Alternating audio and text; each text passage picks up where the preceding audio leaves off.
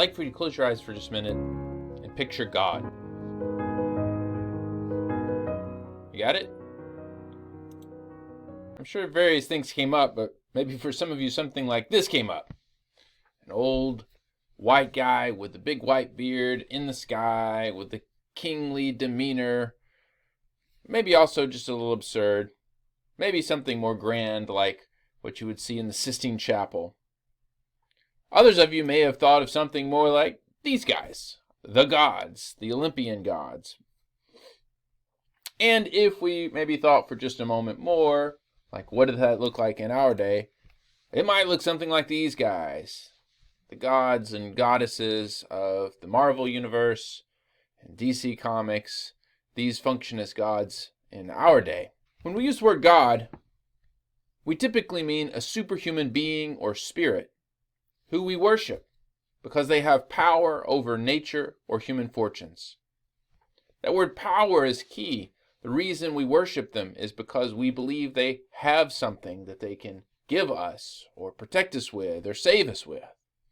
We're going to come back to the idea of divine power in another video, so just hold on to that. I'd like to start by thinking about some of the biblical images of God. There are a wide variety of these images. So for instance, in Psalm 18, you might read about God who's a rock, a boulder. But in Psalm 46, we read about God who is like a fortress. It's still rock, but this is something different. Now, each of these images conveys something about God. Rocks are steady, reliable, solid. You can rest on them. They're not going to move. Fortresses, which are usually made of stone, protect us. They keep us safe. They're reliable. We can keep going with these images. So, one of the most famous images in the Old Testament from Psalm 23, the Lord is my shepherd. Again, this image conveys important information about who God is. He protects people like a shepherd protects a flock. He makes sure that they're fed and watered. He looks out on their behalf for predators. He leads them where they need to go, and so on. One of the best known images for God in Old and New Testament is the Lord is king, as Psalm 47:7 says. God is a king. Now these are all very different images. Rocks and fortresses are non-human. Shepherds and kings are human, but they occupy opposite ends of the social spectrum. We have all these different images from God, but you can't hold all of them at the same time. They're contradictory. God can't be both a rock and a king. He can't be both a fortress and a shepherd. These things are mutually exclusive. It's logically impossible. We also know that there's a danger with these images for God, that we might confuse God with the image. So have there been people who have worshipped rocks? Sure. Have there been people who have worshipped kings? Well, yes, actually a number of them. So in the Middle Ages, Christians developed a principle which I find pretty helpful, even though it's difficult to pronounce. It's called the principle of greater dissimilitude. Maior dissimilitudino in Latin. And the principle is this: between creator and creature, no similitude can be expressed without implying a greater dissimilitude. What this means is that any image of God, however much it's like God, it is always more unlike God than like God. So if God is like a rock in 3 ways, he's unlike a rock in 300 ways.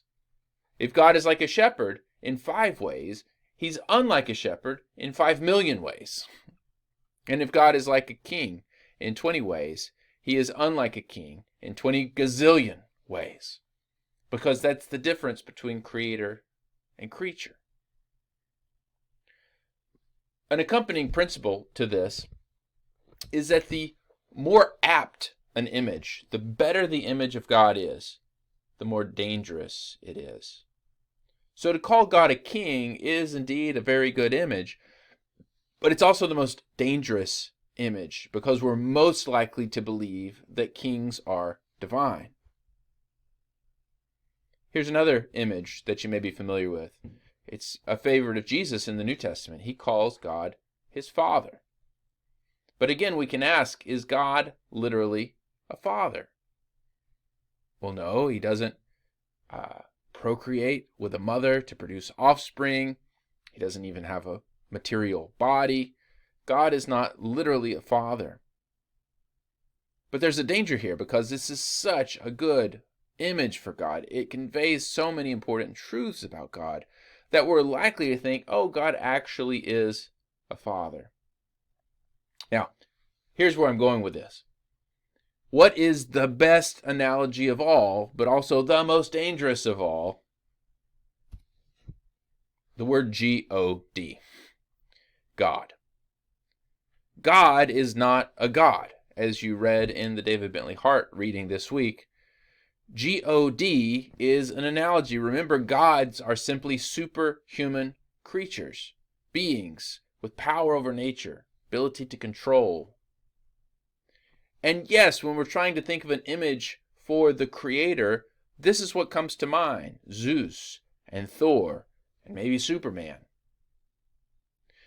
But we have to remember that God is not like these beings. Or at least he's more unlike them. He's more unlike Zeus than he is like Zeus or Hercules or Marduk. The medieval theologian Anselm of Canterbury defined God like this: what we call G-O-D, he said, is better named that than which nothing greater can be conceived. In other words, we use G-O-D as a kind of stand-in because we don't have better language. Our language is limited. So we can only talk about God in these limited ways. The philosopher Stanley Fish said this is what language does. It organizes the world into manageable and in some sense artificial units that can then be inhabited and manipulated. Well, God is the being who doesn't fit into any box or any category. Using Anselm's definition, God is that which is always just beyond our ability to describe, our language. Because God isn't managed. God can't be manipulated. That, in fact, as Hart points out, is the very definition of God. God is that which lies beyond our language. That which transcends not just our language, but even our thought. Now, does that mean we give up on all these images, the rock and the fortress and the shepherd and the king? Is any image for God adequate? Well, no, as we just concluded.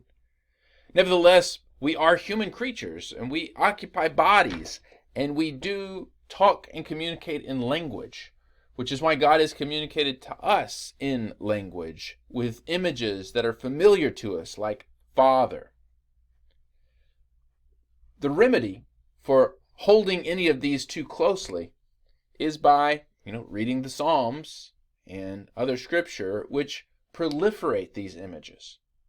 So as long as I'm talking about God as a rock in one sentence, and a shepherd in another sentence, and a mother hen protecting her chicks with her wing in another sentence, and sometimes I talk about God as a father, and sometimes I emphasize God's feminine characteristics. He's called the breasted one in Scripture, one who nurses or nurtures his children.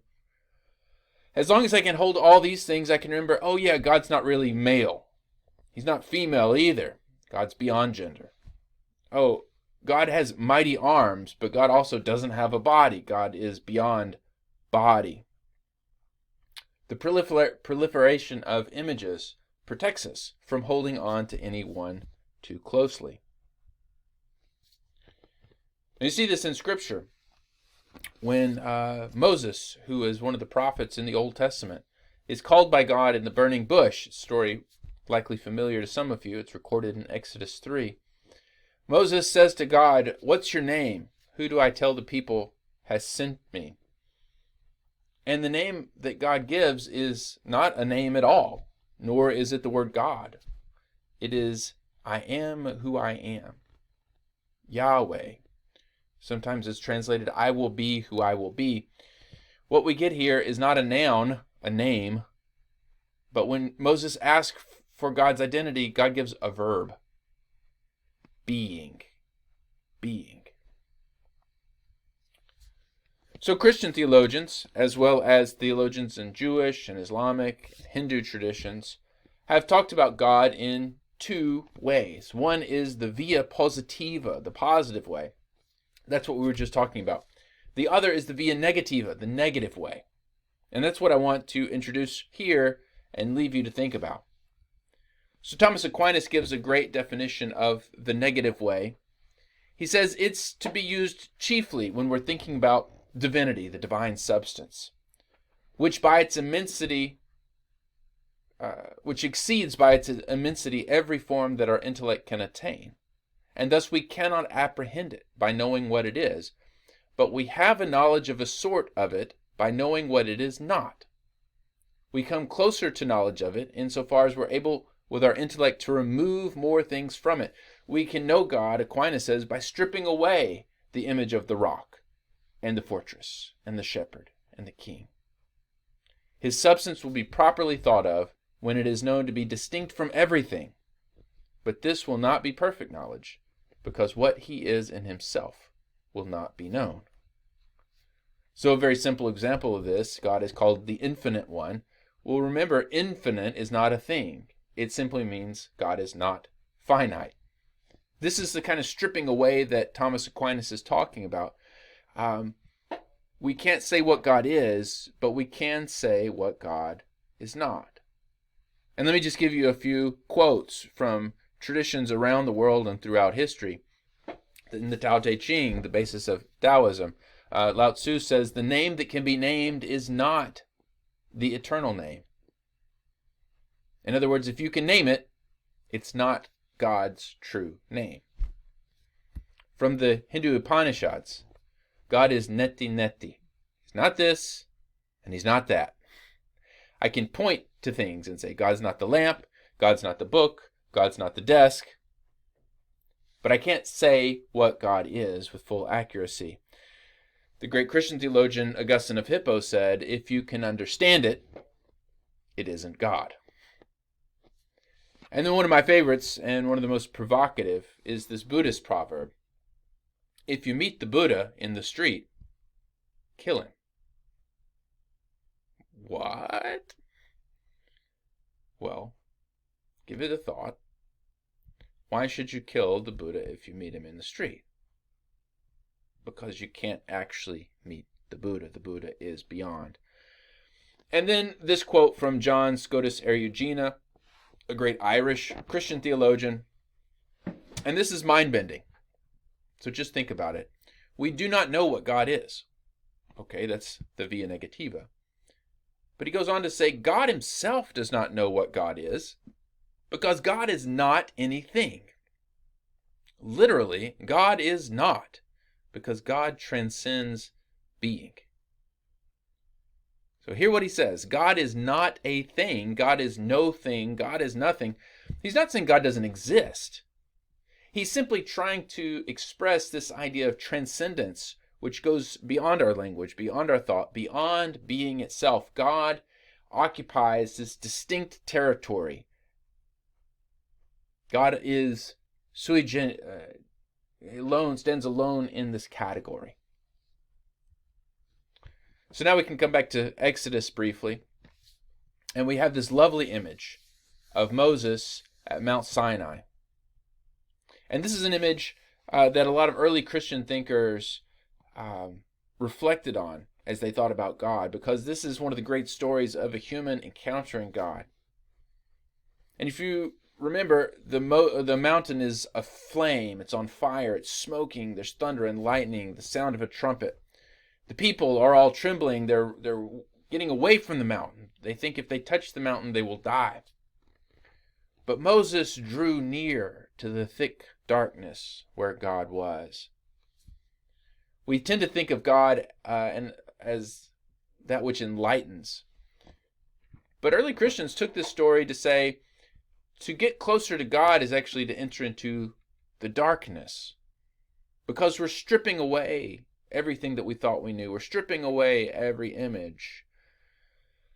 And we move deeper and deeper into this darkness, which one early Christian thinker, Pseudo Dionysius, he called it the ray of darkness, the brilliant darkness.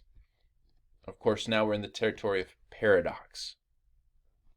So to move towards God is actually to move into a kind of ignorance, kind of unknowing. And this indeed was called the cloud of unknowing in the famous medieval mystical treatise by that title.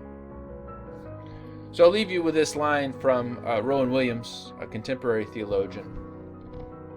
He says, to come to the point where you disbelieve passionately in a certain kind of God may be the most important step you can take in the direction of the true God.